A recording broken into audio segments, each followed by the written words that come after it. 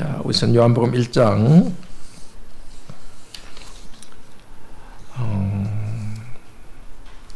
괄호에는 삼위일체 하나님의 계심 1장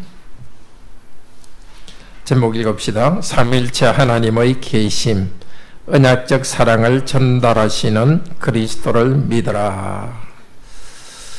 자, 1절에 태초에 말씀이 계시나 이 말씀이 하나님과 함께 계셨으며, 이 태초는 세상을 창조할 때가 아니라 창조하기 전부터, 영원 전부터 말씀이 계셨습니다.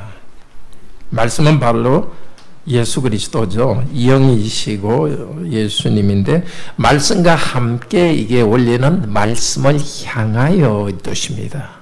이 작은 단어가 상당히 뜻이 있습니다. 하나님, 그러니까 예수님과 하나님이 그냥 같이 이렇게 가만히 서 있는 것이 아니라, 말씀이신 예수께서 하나님을 향하여 나가면서 이렇게 교제를 나누시는 그 삼일천함의 교제가 거기에 있습니다. 그 말씀이 세상을 창조하셨고, 요한이 와서 그 말씀에 대해서 증거하였습니다. 그런데 이 세상을 창조한 말씀께서, 예수 그리스도께서 이제 몸이 되어서 세상에 오십니다. 자, 12절, 13절 아주 중요한 말씀입니다. 같이 읽읍시다. 영접하는 자, 곧 그 이름을 믿는 자들에게는 하나님의 자녀가 되는 권세를 주셨으니, 이는 혈통으로나 육정으로나 사람의 뜻으로 나지 아니하고 오직 하나님께로부터 난 자들이니라.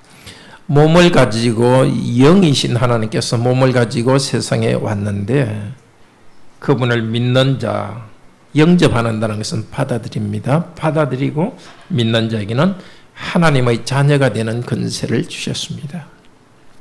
사람의 뜻으로나 우리가 선한 일을 해서 하나님의 아들, 딸이 되지 않습니다. 믿음으로서 됩니다. 믿음으로 되는 것은 또 우리가 믿는다고 되는 것이 아니라 하나님께로부터 태어나야 됩니다.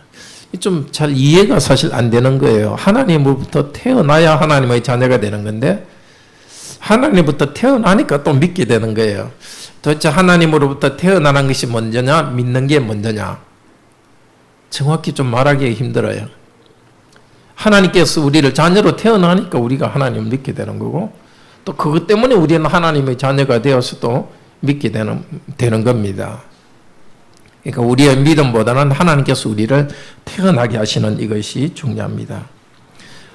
그런데 이 예수 그리스도는 어떤 분인가? 14절도 아주 중요한 말입니다. 읽읍시다. 말씀이 육신이 되어 우리 가운데 거하심에 우리가 그의 영광을 보니 아버지의 독생자의 영광이요 은혜와 진리가 충만하도다. 말씀이 육신이 되어 우리 가운데 거하심에, 육신이 됐다는 것은 이제 몸을 가진 사람이 됐다는 겁니다. 우리 가운데 거하심에, 이것의 정확한 뜻은 성막이 되심의 뜻입니다. He tabernacled, among us. 성막이 되셨습니다. 자, 성막이 되셨다는 것은 우리가 그분 안에 거할 수 있도록, 그분이 우리 가운데 있어서 성전이 되시고 예수 그리스도를 통해서 하나님께 경배하게 되는 겁니다. 옛날에는 성전에 가서 예배했지만 이제는 성전이신 예수 그리스도께로 가면 됩니다. 어디든지 예수 그리스도 이름을 부르는 곳마다 바로 성막이요 성전이고 경배할 수 있습니다. 그런데 그분에게는 은혜와 진리가 충만하더라. 이 은혜와 진리는 언약에 대해서 쓰는 두 단어입니다. 언약에 대해서 쓰는 두 단어가 언약, 헤세드, 은혜는 헤세드라는 하나님의 무조건적인 사랑이고, 진리는 하나님의 신실하심입니다. 그 하나님의 그 언약의 사랑이 예수 그리스도 안에 풍성히, 구약에서는 사람들 사이에, 하나님과 사람 사이에 언약을 맺으셨는데, 이제는 예수 그리스도 그분이 하나님과 우리 사이에 언약을 맺으시는 부분이 되고, 파트너가 되고 그분 안에 은혜가 다 충만하게 다 있습니다. 이제 우리가 예수 그리스도를 믿을 때 그 충만한 은혜를 우리는 조금씩 더 경험하게 됩니다. 자, 요한이 먼저 와서 예수 그리스도를 증거하는데 뭐라고 증거하느냐? 29절에 보라 세상 죄를 지고 가는 하나님의 어린 양이로다. 그분은 세상 죄를 지고 가는 하나님의 어린 양이십니다. 구약에 제사가 있었지만 이제 이 땅에서 예수 그리스도 그분께서 당신의 몸으로 제사를 드려서 우리와 하나님을 화목하게 했습니다. 우리 죄를 용서하는 일을 하셨습니다. 그러니까 구약의 성전도 있고 구약의 제물도 있지만 예수님이 성전과 성막이 되시고 예수님 자신이 제물이 되셨습니다. 예수님은 어떤 분인가? 성령으로 세례를 주신 분이라고 33절에 합니다.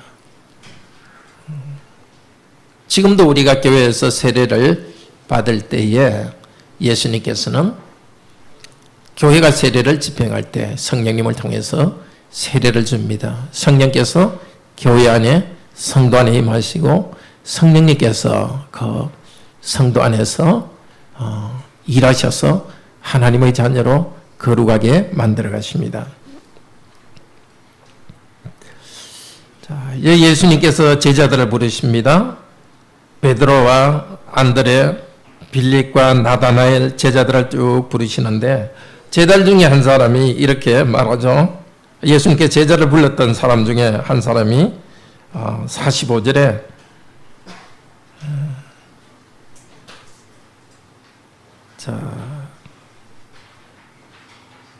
46절에 나다나엘이 가로되 나사렛에서 무슨 선한 일이 날 수 있느냐. 아주 멸시받는 동네, 천한 동네, 거기서 예수 그리스도께서 오셨습니다. 예수 그리스도께서는 낮은 우리와 함께하기 위해서 낮은 동네에 태어나셨습니다. 51절은 예수께서 오셨을 때 어떤 일을 하시는지를 미리 보여줍니다. 51절 같이 읽읍시다.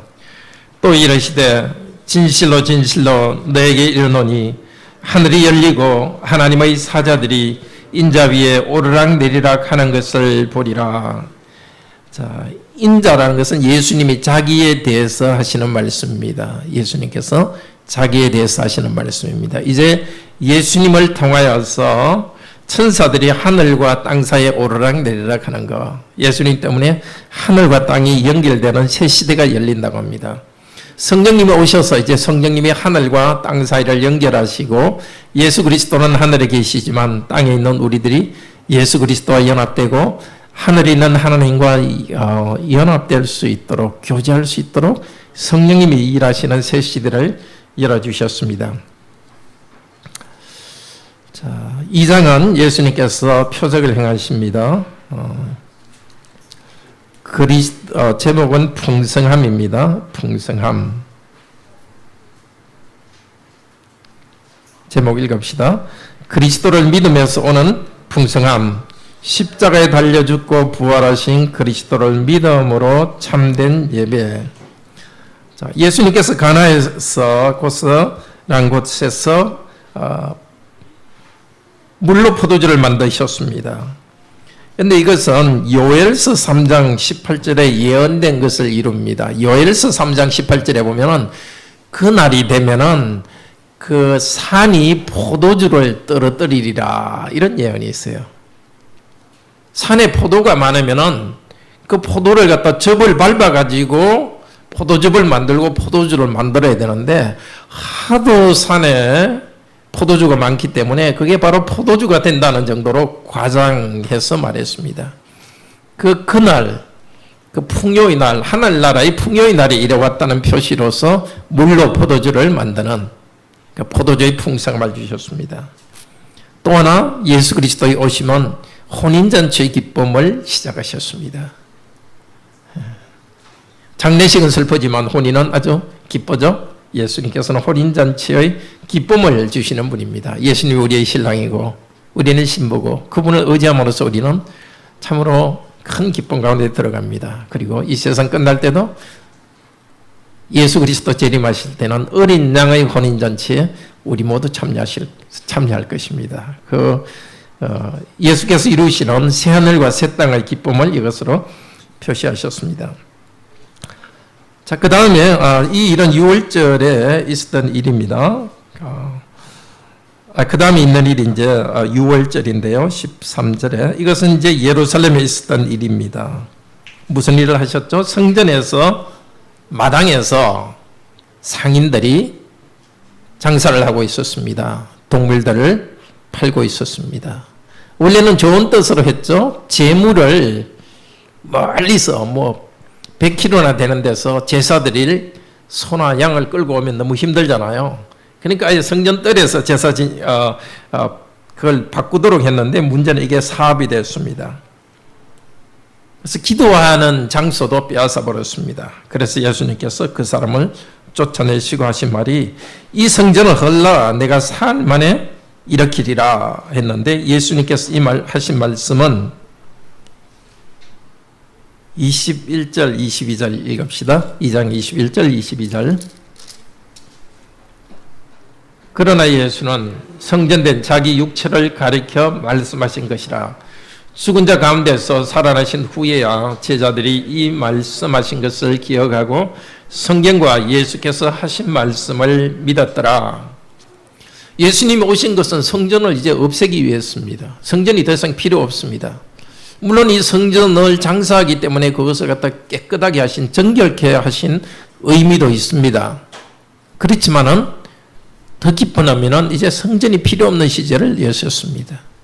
성전이 나타내던 게 예수님이시니까 이제 성전이 필요 없이 곳곳에서 영적으로 예배드리는 시대를 예수님께서 엽니다. 그러니까 우리는 예루살렘에 가지 않고 여기서 예배드립니다. 이 교회당을 우리는 성전이라 하지 않고 우리가 모여있는 공동체, 예배하는 공동체를 성전이라고 합니다. 6월절에 예수님께서 계속 예루살렘에 계셨는데 표적을 많이 행했습니다. 사람들이 예수님을 믿었지만은 예수님께서는 어떻게 하셨죠? 24절, 25절 읽읍시다. 예수는 그의 몸을 그들에게 의탁하지 아니하셨으니 이는 친히 모든 사람을 아시며 또 사람에 대하여 누구의 증언도 받으실 필요가 없었으니 이는 그가 친히 사람의 속에 있는 것을 아셨습니다. 사람들이 예수님을 믿고 따랐지만 예수님이 그 사람들을 이렇게 의지하지는 않았습니다. 몸을 의지하지 않았다는 것은 그 뜻 그대로는 믿는다는 뜻입니다. 사람들이 예수님을 믿었지만 예수님은 사람들을 믿지 않았습니다. 의심했다? 그 뜻은 아니고요. 그 사람들에게 예수님이 하시는 일의 의미나 가치, 방향 그런 것을 사람들을 의지하지 않았다는 겁니다. 우리에게도 마찬가지입니다. 우리도 믿음의 대상은 예수님 하나님밖에 없습니다. 사람은 사랑해야 될 대상입니다. 잘 기억하십시오. 한번 따라해 볼까요? 하나님은 믿어야 되고 사람은 사랑해야 된다. 하나님은 믿어야 되고 사람은 사랑해야 된다. 근데 사람을 사랑하기 때문에 어떤 사람에 대해서 신뢰를 줍니다. 그러니까 신뢰하는 것과 믿는 것은 다릅니다. 자, 3장 괄호 안에 성령입니다. 요한복음은 그 1장에서 12장까지는 예수님이 하신 기적 이야기와 예수님께서 하신 말씀, 이게 교대로 나옵니다. 이 말씀, 그냥 말씀이 아니라 사람들과 대화하면서 하신 말씀들이 교대로 나옵니다. 첫 번째는 표적을 행했던 거, 이제 3장에는 첫 번째로 예수님께서 사람들과 대화하며 말씀을 전하신 내용입니다. 3장 제목 읽읍시다. 첫 번째 말씀, 예수 믿고 성령으로 거듭나서 얻는 영생과 하나님 나라. 니고데모라는 사람, 바리새인이 예수님께 왔습니다. 당신은 참 큰 표적을 행하는 것 보니까 선생님, 하나님께로부터 온 선생님입니다. 지금 예루살렘에 쓰거든요. 예수님께서 예루살렘에서 행하시는 표적, 기적을 많이 보고서 와, 이분은 진짜 하나님이 보낸 선생님이다 하고 예수님께 왔습니다. 아마 속으로 나도 선생이고 바리새인이니까 선생이죠. 당신도 선생이니까 우리 좀 토론 한번 해봅시다. 하나님 뜻에 대해서 한번 토론해 봅시다. 이런 생각으로 온 것 같아요. 근데 예수님께서는 그 토론, 그 사람이 말할 기회도 주지 않고 다짜고짜로 뭐라고 말하죠? 3절에 이렇게 말합니다. 같이 읽읍시다.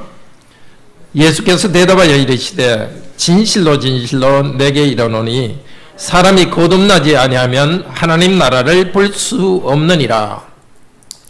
니고데모 씨, 나하고 이렇게 뭐 토론하려고 하기 전에 아닙니다. 말하기 전에 들으십시오. 내가 진실로 진실로 당신께 말씀합니다. 전혀 당신이 알지 못하는 이것을 알아야 됩니다. 계시의 말씀을 전해줍니다. 어떻게 살아야 될 것인가, 어떻게 선한 일을 해야 될 것인가, 그런 것보다 제일 근본적인 문제는 거듭나는 것입니다. 다시 태어나는 것입니다. 그래서 하나님 나라에 본다는 것은 들어간다는 말과 뒤에 나오는 것과 사실은 의미가 같습니다. 자, 우리가 선한 일을 하기 전에 먼저 선한 사람이 되어야 됩니다. 하나님 나라 백성으로 행동이 나타나기 전에 먼저 하나님의 사람이 되어야 됩니다. 정말 여러분이 다 거듭난 줄로 믿습니다. 거듭나지 않은 사람은 거듭나야 됩니다. 어떻게 거듭나느냐? 5절에 성령님을 통해서 거듭난다 했습니다. 사람으로 할 수 없고 성령님으로 거듭납니다. 그럼 어떻게 성령님을 통해서 거듭나느냐? 그것은 14절 15절 읽읍시다. 모세가 광야에서 뱀을 든 것 같이 인자도 들려야 하리니 이는 그를 믿는 자마다 영생을 얻게 하려 하심이라. 영생은 영원한 생명이죠. 거듭난다. 거듭난다에 대해서 설명 안 했네요. 거듭난다는 것은 다시 태어나는 거죠. 거듭, 다시. 한자로 하면 중생입니다. 다시 태어난다, 중생, 거듭난다. 우리가 어머니 뱃속에서 태어났지만은 우리는 다시 태어납니다. 성령님에 의해서 우리가 영적으로 다시 태어납니다. 그래야 새로운 인생을 삽니다. 그 인생은 영원한 인생입니다. 어떻게 그러면 태어나는가? 여기 14절에서 모세가 광야에서 뱀을 들었었죠. 백성들이 하나님 말씀을 순종 안 하니까 광야에서 불뱀을 보내가지고 사람들이 물려가지고 죽게 했죠. 그때 하나님께서 모세에게 구리뱀을 만들어서 위에 세우라. 그래서 구리뱀을 만들어서 위에 세우고는 누구든지 이 구리뱀을 보는 사람은 병이 날 것이라 그랬죠. 그래서 구리로 된 뱀을 나무에 달아서 들어 주었고 그것을 보는 사람은 나았습니다. 마찬가지로 인자이신 예수 그리스도로도 들려야 하리라. 어디에 들려야 하겠죠? 구리뱀이 나무막대에 들렸듯이 예수님은 어디에? 십자가에 들려서 죽어야 하리라. 십자가에 죽으신 예수 그리스도를 믿는 자마다 영생을 얻게 하십니다. 그러니까 우리가 다시 태어나는 것은 예수라는 분은 하나님이고 나를 위해서 십자가에 죽으셨다는 것을 믿어야 됩니다. 이것을 믿을 때 어떤 일이 일어나느냐 하면은 성령께서 우리를 다시 태어나게 합니다. 교회에 사실 다니면서도 오랫동안 다니면서도 거듭남이 없이 그냥 이렇게 다니면은 너무너무 지겹고 힘들어요. 정말 여러분들이 이 거듭남, 다시 태어남, 그 영생의 기쁨을 누리기를 바랍니다. 이 영생이라는 것은 다른 게 아니라 예수 그리스도와 함께 살아가는, 그래서 그 결과로서 내가 기쁨이 있고 평화가 있고 어려움이 있더라도 흔들리지 않고 결과로서 나옵니다. 근데 그 중심이 되는 것은 예수님의 영이 성령님이 나와 함께 하시고 내가 이렇게 새로운 생명 가운데 살아갑니다. 거룩한 삶을 살고 싶은 마음이 생기는 거고, 영생을 받은 사람은 내 죄에도 불구하고 죄 용서 받았다는 것 때문에 기쁨이 있는 것입니다. 정말 여러분들이 나는 거듭남이 분명치 않다, 그런 분들은 정말 다시 예수 그리스도를 잘 배우고 거듭남이 여러분 가운데서 확실하기를 바랍니다. 이미 거듭남 가운데 있는 여러분들은 그리스도와의 관계에서 더 풍성한 삶을 누리기를 바랍니다.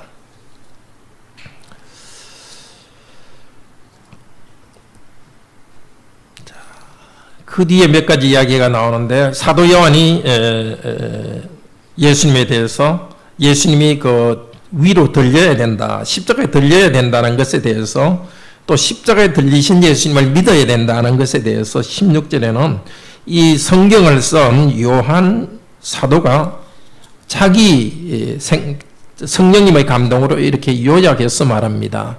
16절 같이 읽읍시다. 하나님이 세상을 이처럼 사랑하사 독생자를 주셨으니 이는 그를 믿는 자마다 멸망하지 않고 영생을 얻게 하려 하심이라.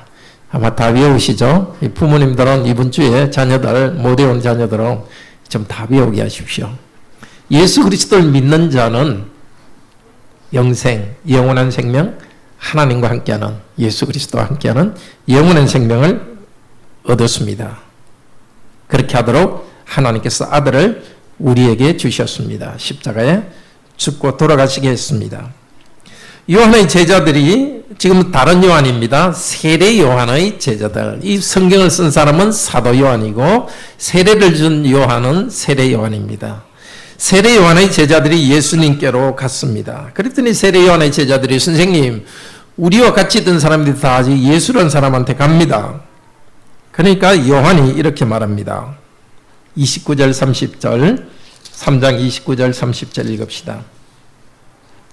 신부를 취하는 자는 신랑이나 서서 신랑의 음성을 듣는 친구가 크게 기뻐하나니 나는 이러한 기쁨으로 충만하였노라. 그는 흥하여야 하겠고 나는 쇠하여야 하리라. 세례 요한은 자기는 신랑의 친구라고 합니다. 예수님은 신랑, 그리고 우리들은 신부. 또 세례 요한 자기의 제자들도 예수님의 신부라고 합니다. 신랑의 친구들이 결혼식 때에 질투를 합니까? 신부가 자기를 좀 많이 안 쳐다봤다고 기분 나쁘고 그럽니까?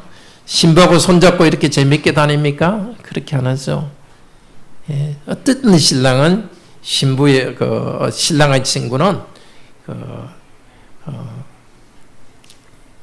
그 신부가 신랑에게로 더 사랑할 수 있도록 합니다.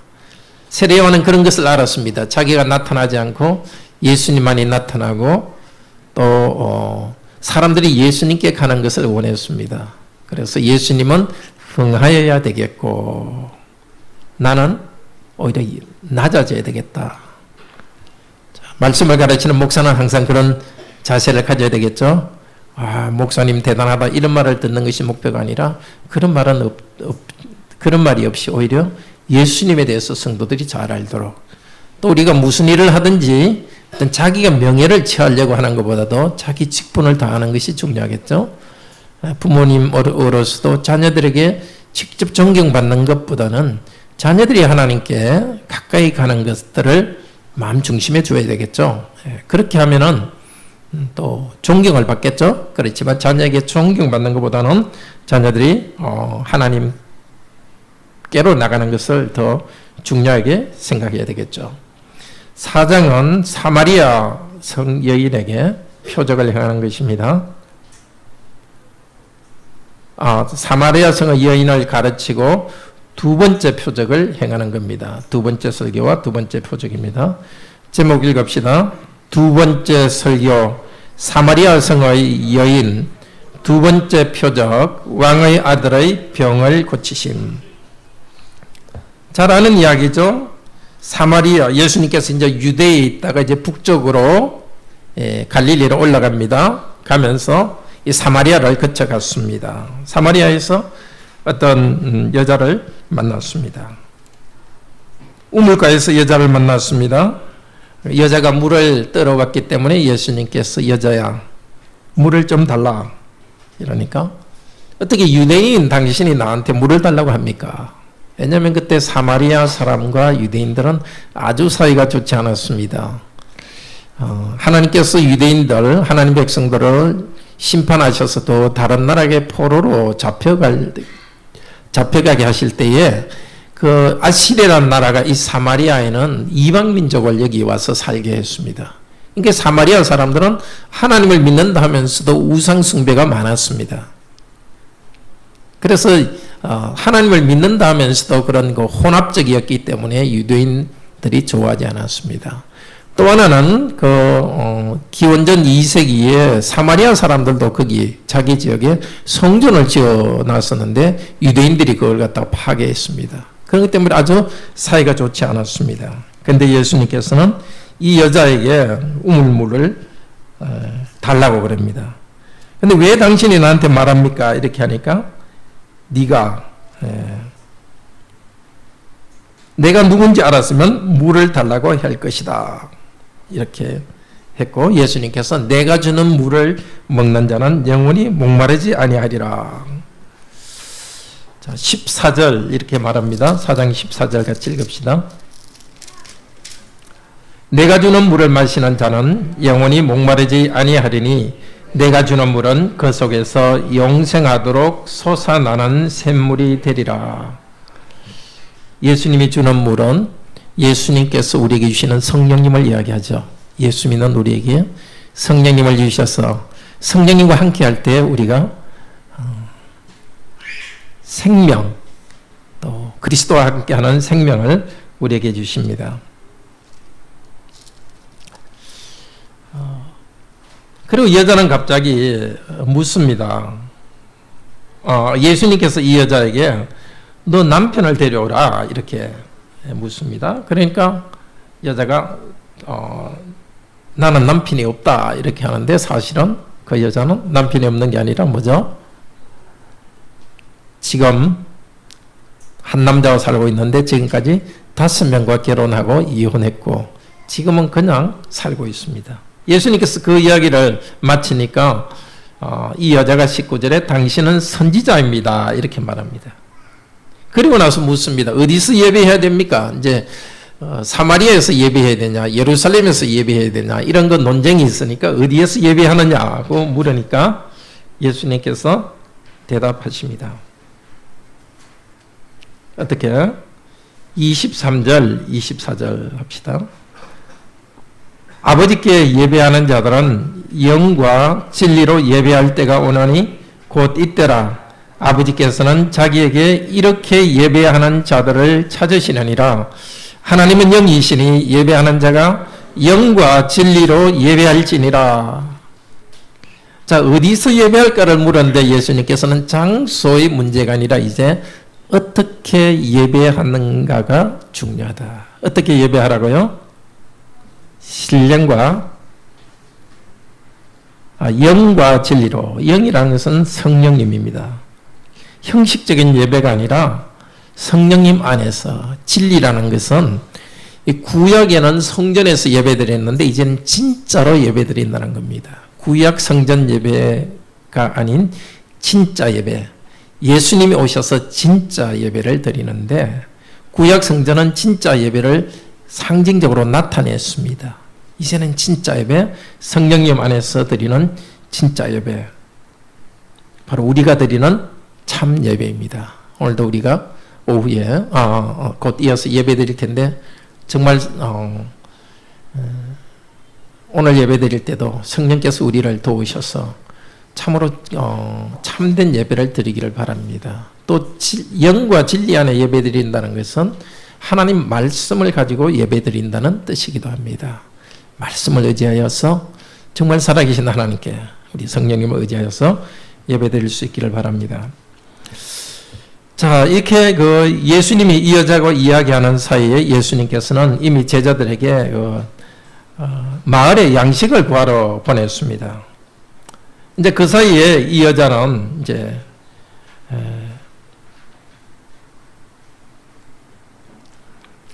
그보다 먼저 이제 25절에 예수님께서 이 말을 하니까 영과 진리로 예배드릴 때가 온다 이렇게 하니까 여자가 영과 진리로 예배드릴 때는 메시아가 오면 그렇게 됩니다. 이렇게 하니까 예수님께서 내가 메시아다. 그러니까 이 여자는 너무 기뻐가지고 자기 마을에 가서 내가 메시아를 만났다고 합니다.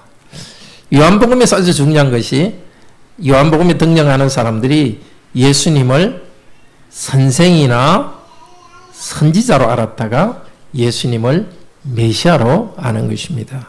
메시아는 신약 성경으로 하면은 그리스도라는 거죠.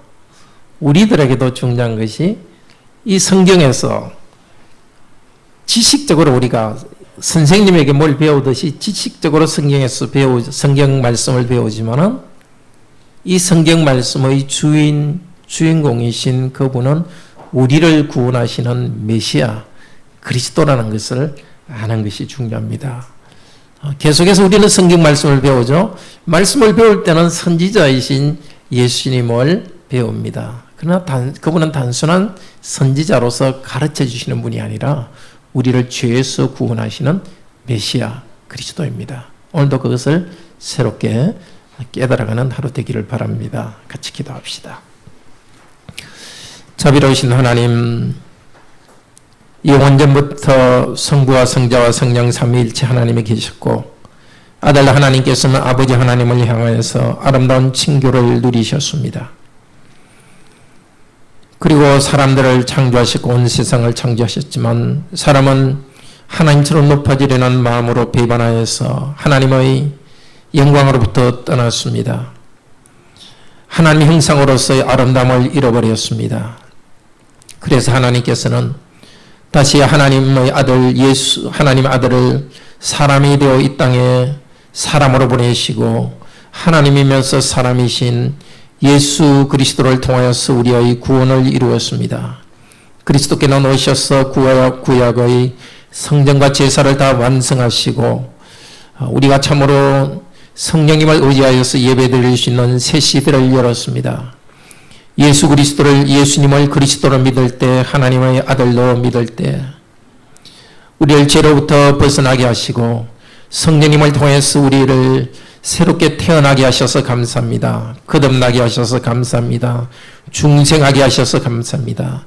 새롭게 태어남 안에서 우리 예수와 교제하면서 참 생명을 우리가 누리고 있습니다. 이 땅에서의 수고가 끝난 뒤에는 이 생명을 더 풍성히 누릴 것입니다. 그날이 올 때까지 더욱더 예수님을 배우고 우리의 그리스도로 고백하면서 성령님을 통하여서 예수님과 친교 가운데 풍성한 삶을 누리게 하소서. 오늘도 예배와 성찬 가운데서 그리스도의 생명을 우리에게 풍성히 내려 주시옵소서. 주 예수 그리스도 이름으로 기도드립니다. 아멘.